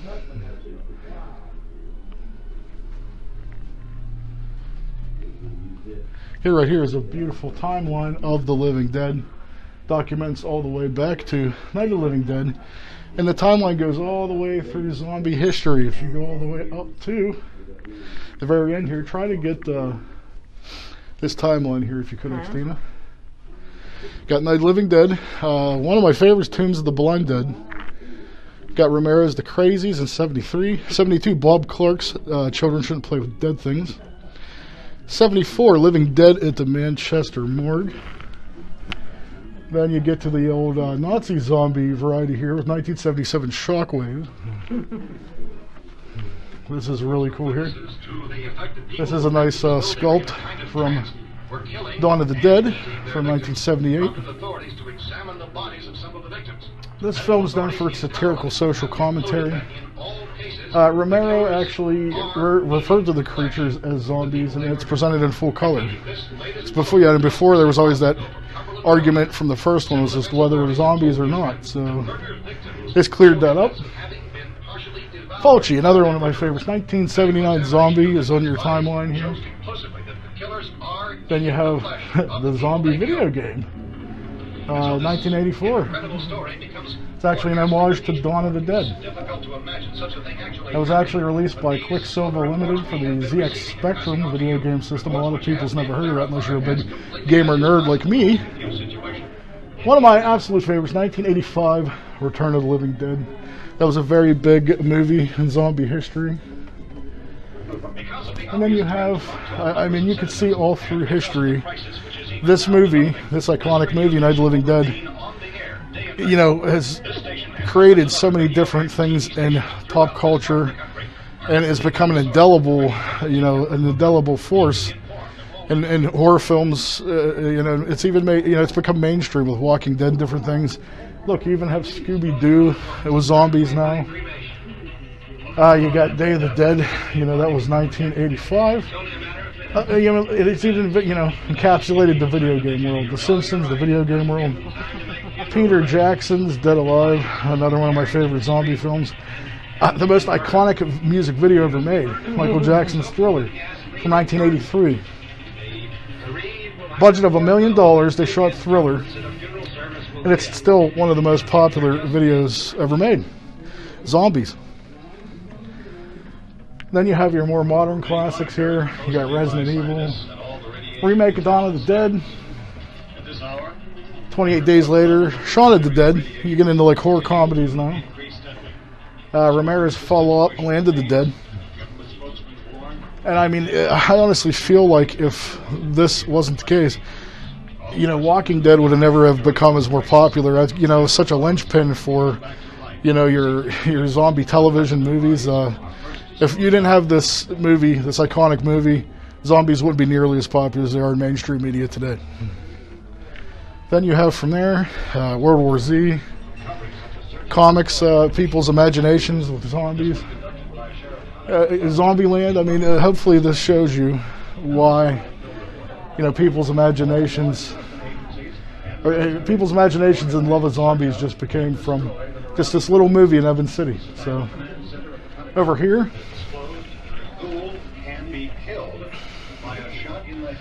this was an actual prop. This is actually one of the stand-up radios from Night of the Living Dead. And if you listen to that, try to get a little bit of that audio, Xtina.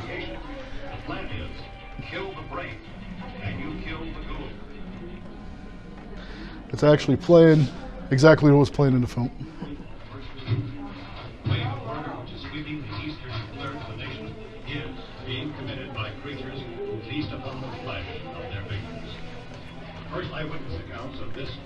Now if we head over here,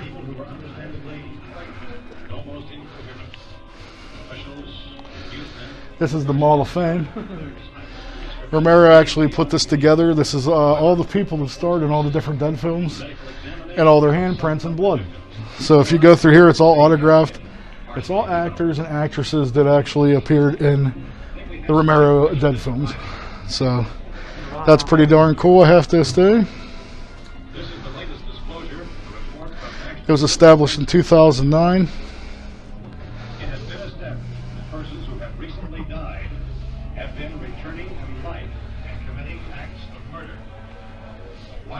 Now if we head over here, this is more or less the Dawn of the Dead section.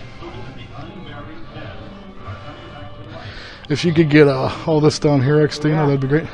These are all models of Monroeville Mall, the set of Dawn of the Dead. If you could see down there, there's the zombies in the Monroeville Mall by the pennies. Down there, over there. There's an actual recreation of a zombie from Dawn of the Dead. There's production props from 1978's Dawn of the Dead right there. These are actual, if you could get a good shot of those, Polaroids of back what Monroeville Mall used to look like when they were shooting it. So.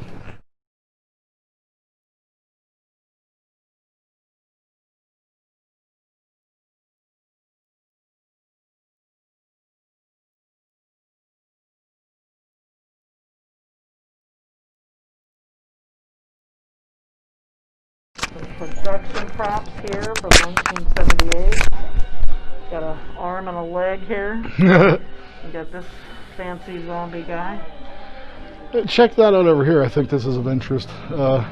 This is an actual breakdown of what Monroeville Mall looked like back in 1978 when the film was being made. That's pretty darn cool. That is cool. There you go. Everybody will know. Everybody will know what this scene is right here. Hey, buddy. Oh. Now, if we move along here, this is super duper cool. This right here is a barrel of trioxin from Return of the Living Dead. This is what starts the whole movie. The gas gets out, all the dead come back to life in the cemetery. If you could peek in there, you'll see the zombie that starts the whole thing. Oh my goodness. Hello, guy. There's some foreign posters of Return of the Living Dead. That's Linnea Quigley, half nude on the front, in case anyone's known. That's cool.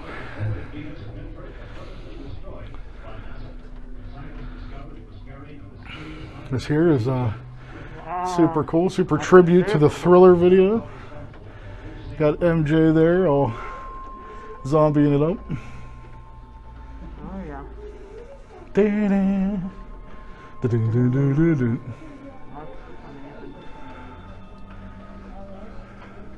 This right here is actually from Savini's, I believe it was 1990 remake of the original Night of the Living Dead. Have some sculpts, some production photos there. Now if we head on over here,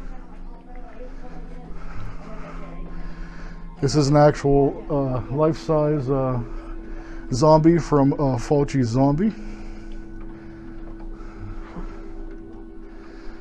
This guy right here you'll know from Day of the Dead.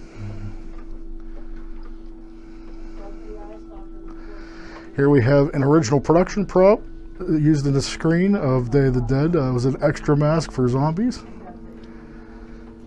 And this is the linchpin of the visit. I super wanted to see this guy. This is Bub, as you know.